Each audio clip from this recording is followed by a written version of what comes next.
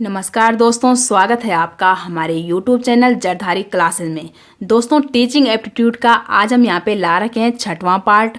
5 part यहाँ पे complete हो चुके हैं और साथ ही साथ हमने यहाँ पे प्रीवियस ईयर पेपर भी सॉल्व करा रखे हैं। तो अगर आपने वो वीडियोज नहीं देखी तो आप सभी वीडियोज़ को देख सकते हैं। तो चलिए दोस्तों, आज की वीडियो शुरू करते हैं। तो क्वेश्चन नंबर 1 है, प्रौढ़ शिक्षा इसलिए आवश्यक है ताकि। तो यहाँ पे आप ऑप्शन देख सकते हैं।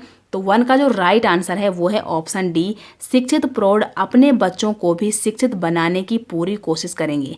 देखो, कई सारे हमारे ऐसे बुजुर्ग हैं जो अशिक्षित हैं, जिनको शिक्षा प्रदान नहीं की गई थी। तो इसलिए अगर प्रौढ़ों को शिक्षा प्रोवाइड करी जाए तो वो आने वाले अपनी जनरेशन या अपने बच्चों को भी शिक्षा के महत्व बता सकेंगे और अपने बच्चों को वो शिक्षित होने के लिए प्रोत्साहित करेंगे। तो इसलिए यहाँ पे ऑप्शन डी राइट हो जाएगा, इसलिए प्रौढ़ शिक्षा की आवश्यकता है। क्वेश्चन नंबर 2 है, अध्यापन प्रभावशाली हो सकता है यदि अध्यापक।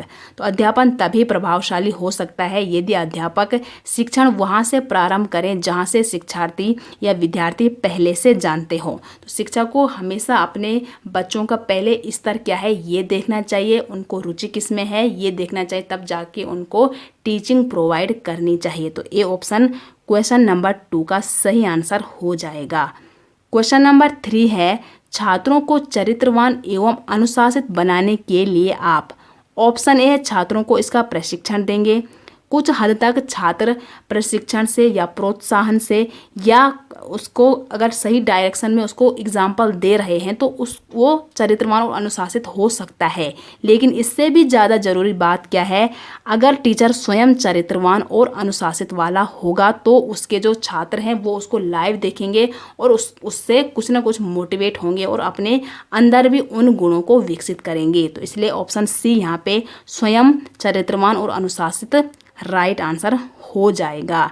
क्वेश्चन नंबर 4 है, यदि आपके विद्यालय के छात्र मिलजुल कर काम करने से मुंह मोड़ते हैं तो आप क्या करेंगे। ऑप्शन ए है, सभी शिक्षक मिलजुल कर छात्रों के सम्मुख काम करेंगे। बी है, मिलजुल कर कार्य करने के महत्व बताएंगे या उदाहरण देंगे या पुस्तक पढ़ने को कहेंगे। तो ये तीनों ऑप्शन क्या है, एकदम एक जैसे हैं। तो इसलिए 4 का राइट आंसर क्या हो जाएगा, अगर वो मिलजुल कर काम नहीं कर रहे हैं तो इसके लिए शिक्षक को क्या करना चाहिए, अपने सभी शिक्षकों को मिलजुल कर छात्रों के सम्मुख कार्य करना चाहिए, जिससे वो छात्र जो हैं वो स्वयं अपने सम्मुख छात्र अपने टीचरों को ऐसा देखते हुए, सहयोग में काम करते हुए देखते हुए वो मोटिवेट होंगे और स्वयं भी वो मिलजुल कर काम करने के लिए प्रोत्साहित हो जाएंगे। क्वेश्चन नंबर 5 है, विज्ञान पढ़ने वाले छात्रों में प्रयोग करने की क्षमता का विकास कैसे किया जा सकता है। ऑप्शन ए है, कक्षा में उन्हें प्रयोग दिखाकर। बी है, प्रयोग के लाभ बताकर। तो देखो, ये प्रैक्टिकली काम है, केवल दिखाने से और लाभ बताने से यहाँ पे वो प्रयोग नहीं कर पाएंगे। इसके लिए उनको क्या है, लर्निंग बाय डूइंग, यानी कि खुद करके उनको सीखना चाहिए, तभी जाके वो किसी भी प्रैक्टिकल को कर सकेंगे, जितना ज़्यादा वो प्रैक्टिस करेंगे। तो इसलिए 5 का राइट आंसर क्या हो जाएगा, ऑप्शन सी, उन्हें प्रयोग करने का अभ्यास कराकर। दोस्तों, डीएलएड की प्रिपरेशन के लिए हमने आपके लिए एक ई बुक बना रखी है, जिसमें आपको 10 प्रैक्टिस सेट और साथ ही साथ प्रीवियस ईयर पेपर भी देखने को मिलेंगे। अगर आपको वो ई बुक चाहिए तो लिंक डिस्क्रिप्शन में दे रखा है, आप उसको वहां से डाउनलोड कर सकते हैं या सीधे गूगल पे सर्च कर सकते हैं jardhariclasses.in। तो सबसे ऊपर आपको डीएलएड की ई बुक देखने को मिल जाएगी, उसको आप वहाँ से डाउनलोड कर सकते हैं और अपनी प्रैक्टिस कर सकते हैं। 6 है, कुछ अध्यापक कक्षा में अनावश्यक व्याख्या करते हैं और वही बात बार बार दोहराते हैं। तो इसका कारण क्या है कि वो टीचर संप्रेषण सिद्धांतों को नहीं मानता है, उसको यही नहीं पता कि मुझे क्लास में कितना बोलना है, कितना नहीं बोलना है, कौन बात दोहरानी है और कौन बात नहीं दोहरानी है। तो 6 का राइट आंसर क्या हो जाएगा, ऑप्शन सी हो जाएगा। क्वेश्चन नंबर 7 है, यदि विद्यार्थी पाठ में रुचि न लेते प्रतीत हो तो शिक्षक को चाहिए कि वह। तो 7 का जो राइट आंसर है वो है ऑप्शन सी, अपनी शिक्षण विधि बदल दें। तो कई प्रकार के टीचिंग मेथड है जिसके द्वारा एक जो अध्यापक है वो अपने स्टूडेंट को टीचिंग प्रोवाइड करता है। तो जिस टीचिंग मेथड से वो अपने बच्चों को टीचिंग प्रोवाइड कर रहा है, ज़रूरी नहीं कि उसके बच्चों को वही समझ में आ जाए, इसलिए वो रुचि नहीं ले रहे हैं ना। तो शिक्षक का फ़र्ज क्या बनता है कि वो रुचि क्यों नहीं ले रहे हैं, इसका कारण जानना और फिर उसका निवारण करना और अपनी टीचिंग विधि में कुछ बदलाव लाना। तो 7 का राइट आंसर हो जाएगा ऑप्शन सी। क्वेश्चन नंबर 8 है, शिक्षण कार्य में आदर्श और नैतिकता से आप क्या समझते हैं? ऑप्शन ए है यहाँ पे अच्छी शिक्षण व्यवस्था, ये थोड़ा नीचे हो गए हैं। बी है शिक्षक और छात्रों में आदर्श और नैतिकता का बोधगम्य। तो यहाँ पे जो क्वेश्चन नंबर 8 है इसका राइट आंसर क्या हो जाएगा? ऑप्शन बी यहाँ पे सही हो जाएगा, शिक्षक और छात्रों में आदर्श और नैतिकता का बोधगम्य। क्वेश्चन नंबर 9 है, सफल अधिगम के लिए आवश्यक है कि ऑप्शन ए है छात्रों के मानसिक स्तर एवं रुचि को ध्यान में रखकर पढ़ाया जाए। तो ये ऑप्शन यहाँ पे राइट हो जाएगा, क्योंकि किसी भी टीचर को किस ढंग से पढ़ाना चाहिए, सबसे पहले उनको अपने जो बच्चे हैं उनकी मानसिक स्तर क्या है ये जानना चाहिए और फिर उनका रुचि किस में है ये भी उसको जानना चाहिए, फिर जाके वो अपने स्टूडेंट को अच्छी टीचिंग प्रोवाइड कर सकता है। तो ए ऑप्शन यहाँ पे सही हो जाएगा। ऑप्शन बी है अध्यापक बीच बीच में छात्रों का मनोरंजन भी करता रहे। ये भी सही हो जाएगा कि अगर वो दिन भर अपने बच्चों को पढ़ाता ही है तो वो बच्चे क्या हो जाएंगे, एक टाइम पे बोर हो जाएंगे। तो इसलिए अध्यापक को बीच बीच में मनोरंजन करना भी आवश्यक है। सी है अध्यापक को विषय में पूर्ण अधिकार हो। तो यहाँ पे 9 का यहाँ पे डी ऑप्शन राइट हो जाएगा, क्योंकि ये तीनों क्या है यहाँ पे सही ऑप्शन है। क्वेश्चन नंबर 10 है, जिन छात्रों के माँ बाप नहीं हैं तो आप ऑप्शन ए है उनकी मदद के लिए प्रिंसिपल से सिफारिश करेंगे। बी है उन्हें सहानुभूति देकर प्रश्न रखेंगे। तो 10 का राइट आंसर क्या है? ऑप्शन बी हो जाएगा कि उन बच्चों को क्या है सहानुभूति देकर उनको खुश रखना। क्वेश्चन नंबर 11 है यहाँ पे, शिक्षक विद्यार्थियों को मानसिक तनाव से बचा सकते हैं यदि उनकी ऑप्शन ए आलोचनात्मक दृष्टिकोण से, बी है वृत्तिक दृष्टिकोण से, सी है मानवीय धारणा से और डी है नैतिक धारणा से। तो 11 का यहाँ पे राइट आंसर क्या हो जाएगा? ऑप्शन डी, नैतिक धारणा से ही कोई भी शिक्षक अपने स्टूडेंट के मानसिक तनाव को बचा सकते हैं, मानसिक तनाव से उनको बचा सकते हैं। क्वेश्चन नंबर 12 है, छोटे बच्चे लंबे और कठिन शब्दों का सही उच्चारण नहीं कर पाते हैं, आप क्या उपाय करेंगे? तो इसके लिए एक टीचर को क्या उपाय करना चाहिए?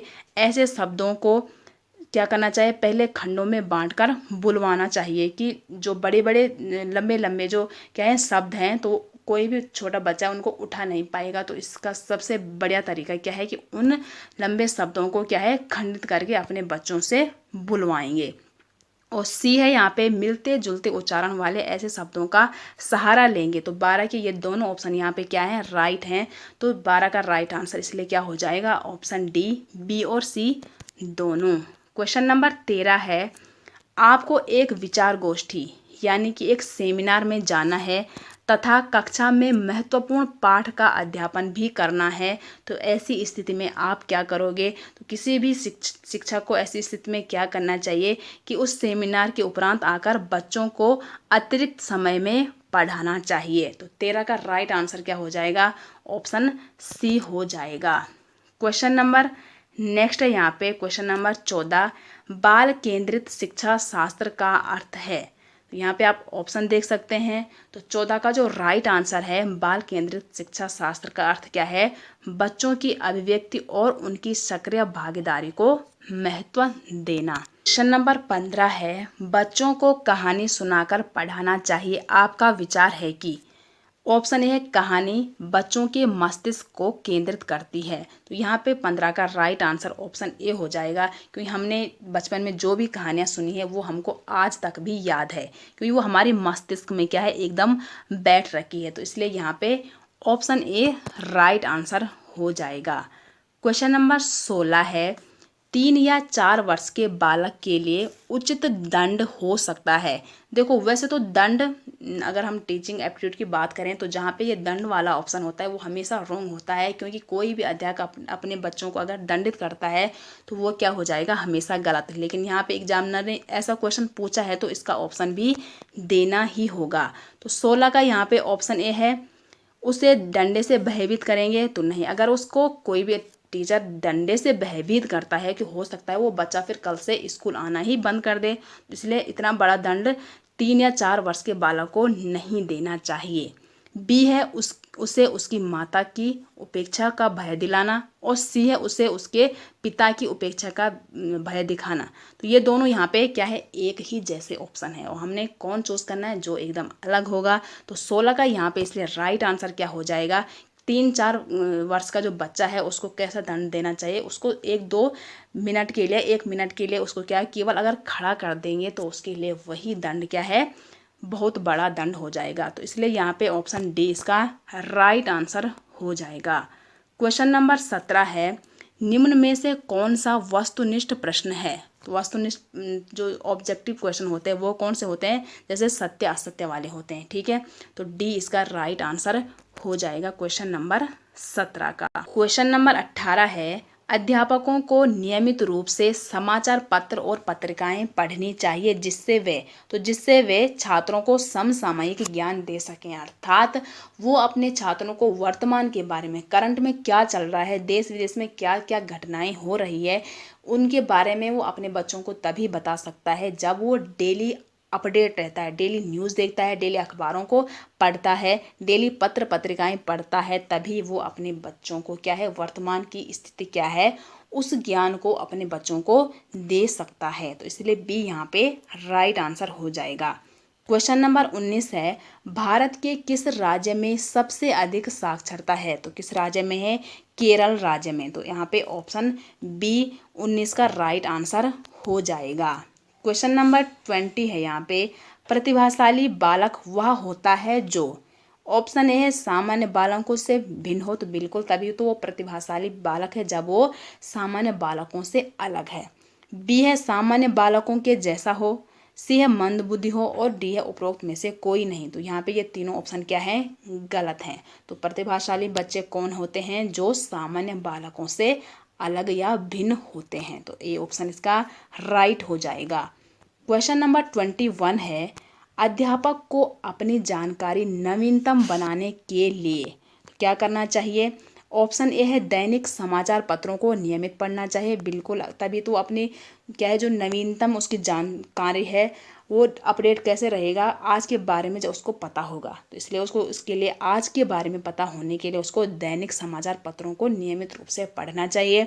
बी है शैक्षिक गोष्ठियाँ में भाग लेना चाहिए, ये भी बिल्कुल सही है कि बड़े बड़े सेमिनार में उसको पार्टिसिपेट करना चाहिए, क्योंकि सेमिनार में कई सारे ऐसे व्यक्ति भी हैं जो उससे अनुभवी ज़्यादा हो, उससे कम अनुभवी हो, तो जो ज़्यादा अनुभवी है उसको वहाँ से भी कुछ ज्ञान प्राप्त हो सकता है।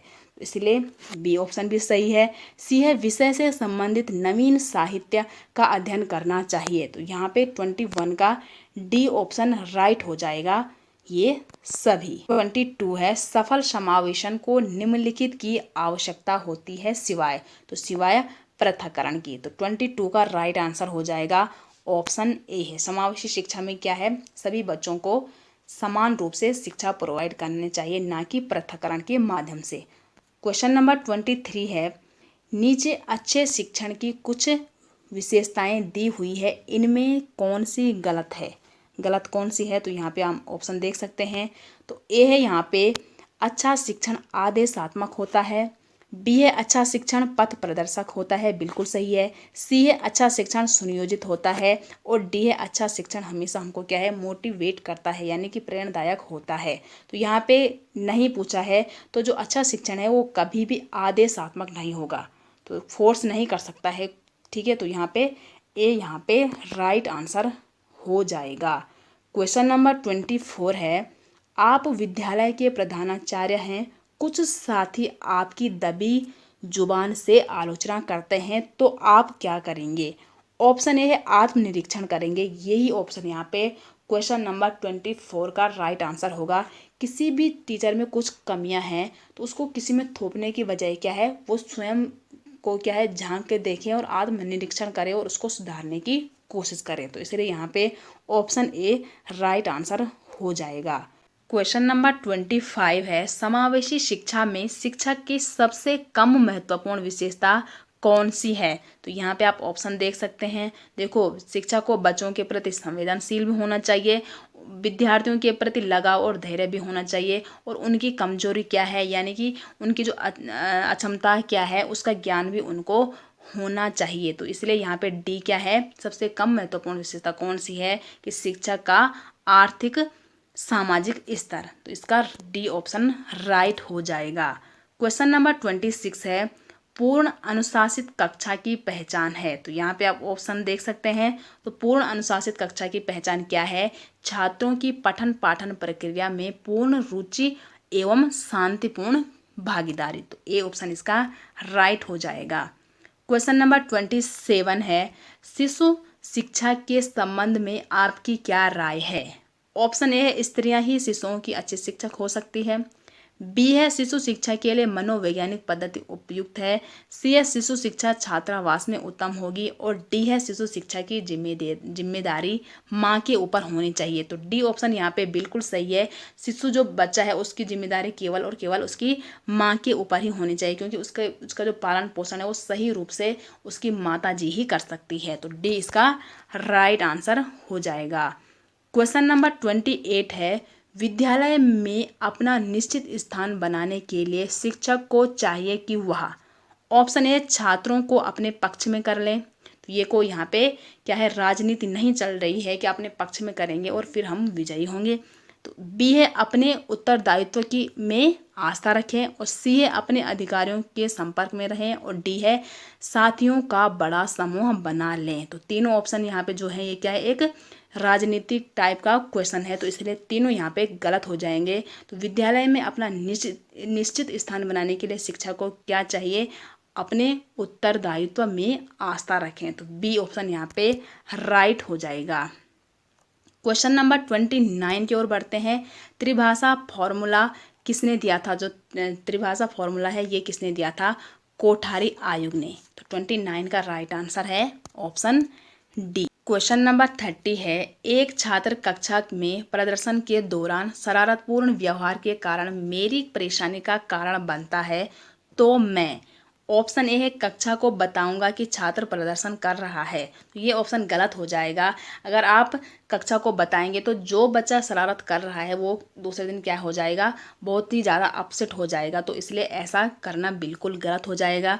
बी है, छात्र को बुलाकर व्यक्तिगत रूप से समझाऊंगा। तो बी ऑप्शन यहाँ पे राइट है कि व्यक्तिगत रूप से उसको कारण जानना चाहिए कि क्यों वो शरारतपूर्ण व्यवहार कर रहा है। तो इसलिए बी ऑप्शन 30 का राइट हो जाएगा।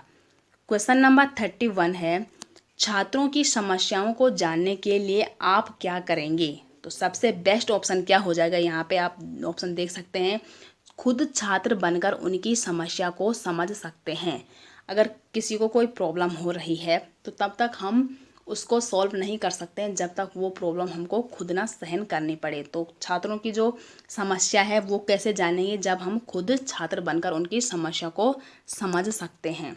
31 का ए ऑप्शन राइट हो जाएगा। क्वेश्चन नंबर 32 है, विकास का वही संबंध परिपक्वता से है जो उद्दीपन का किससे है, प्रतिक्रिया से है। तो 32 का राइट आंसर है ऑप्शन बी।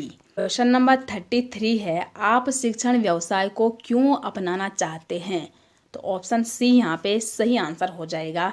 क्यों अपनाना चाहते हैं? छात्रों के साथ नए नए अनुभव प्राप्त करने के लिए।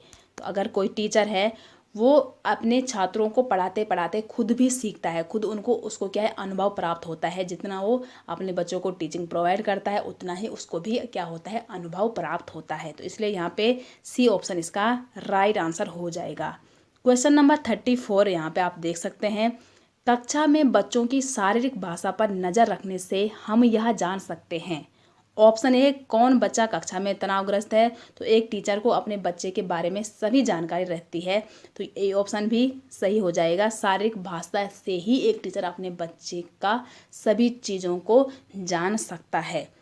बी है कौन बच्चा पढ़ाई में ध्यान नहीं लगा रहा है, ये भी सही है। सी है कौन बच्चा आगे चलकर क्या कर सकता है। तो एक टीचर को ये मालूम हो जाता है, फॉर एग्जांपल किसी बच्चे को बचपन से ही क्या है खेल कूद में क्या होता है, मन करता है कि उसका मन करता है मैं हर बार खेलूं कूदूं, तो वो बच्चा स्पोर्ट्स में जाना चाहता है, इसका अनुभव उस टीचर को हो जाता है।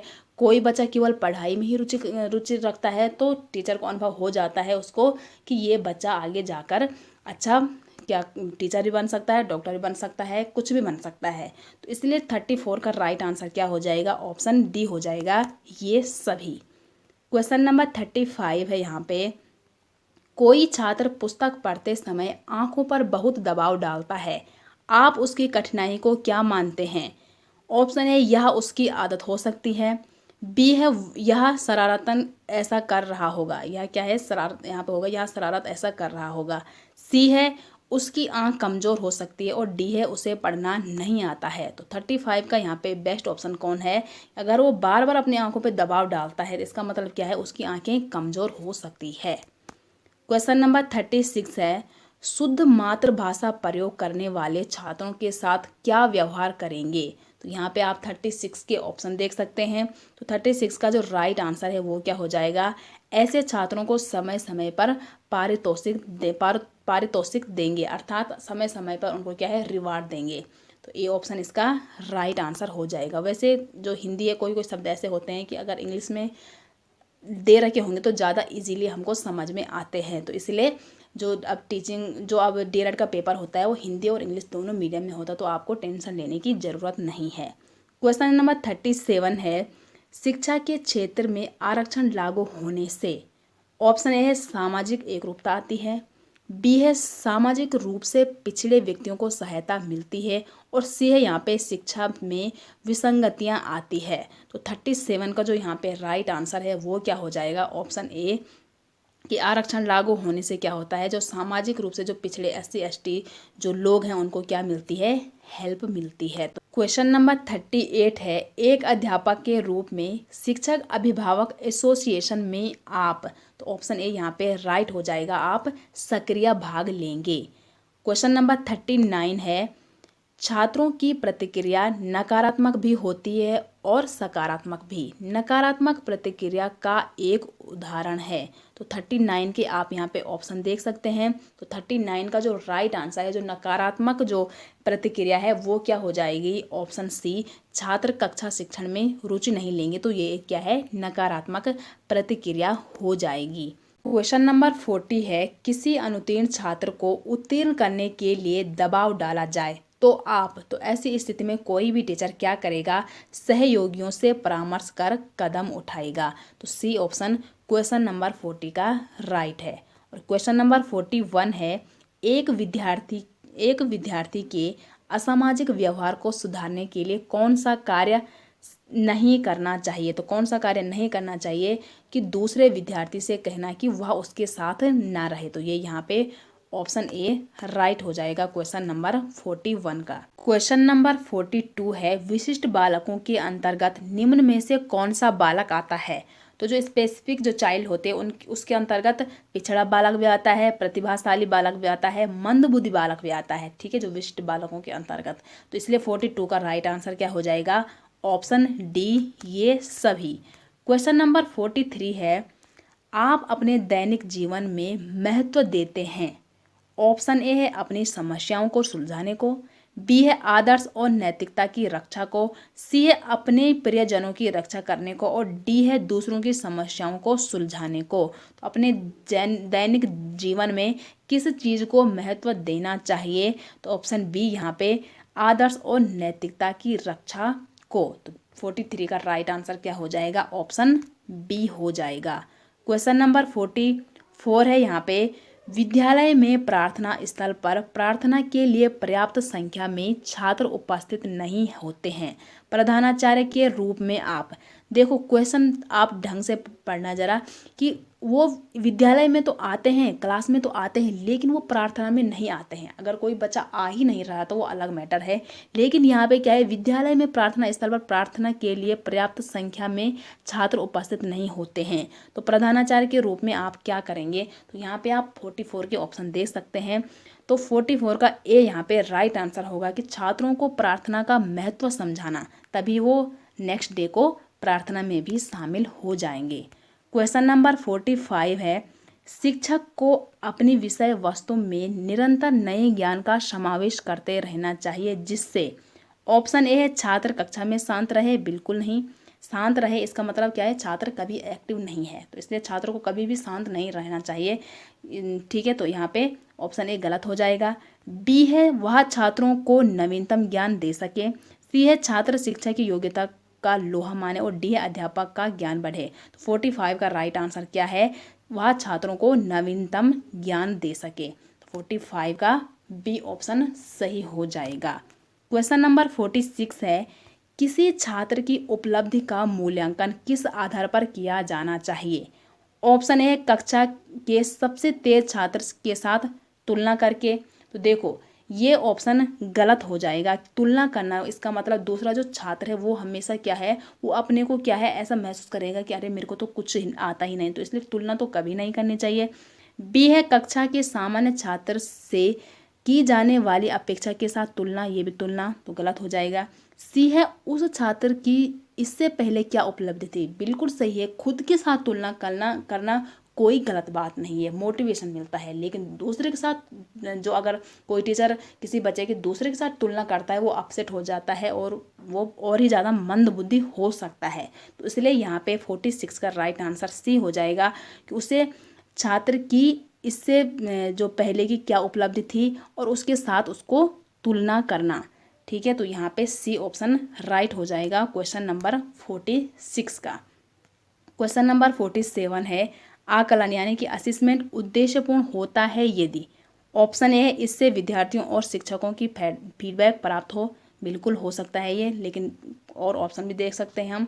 बी है यह केवल वर्ष में एक बार हो। सी है नहीं, बिल्कुल गलत है, ये वर्ष में केवल एक बार नहीं।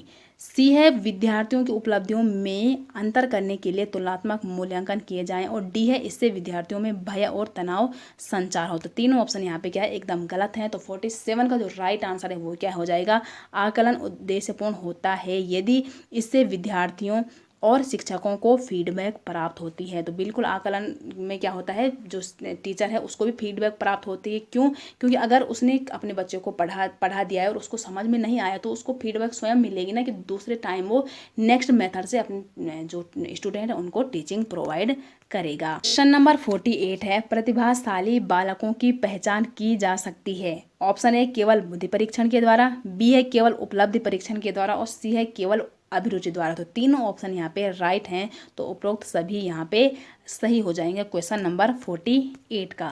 क्वेश्चन नंबर 49 है, शिक्षा की प्रोजेक्ट विधि का आधार है। तो यहाँ पे आप ऑप्शन देख सकते हैं। तो शिक्षा की जो प्रोजेक्ट विधि है उसका आधार क्या है, करके सीखने का सिद्धांत। प्रोजेक्ट विधि में क्या होता है, जो बच्चा है होता है वो लर्निंग बाय डूइंग यानी कि करके सीखता है। तो इसलिए 49 का राइट आंसर है ऑप्शन सी। और क्वेश्चन नंबर 50, और ये है दोस्तों आज की वीडियो का लास्ट क्वेश्चन, छात्रों में श्रम के महत्व के विकास हेतु। तो यहाँ पे ऑप्शन ए इसका राइट आंसर हो जाएगा, शिक्षक को स्वयं श्रम करना चाहिए, तभी तो उसका जो स्टूडेंट है वो उसको लाइव देकर मोटिवेट होगा और स्वयं वो भी श्रम करेगा। तो ये थी दोस्तों आज की वीडियो। आशा करते हैं आपको ये वीडियो पसंद आती है।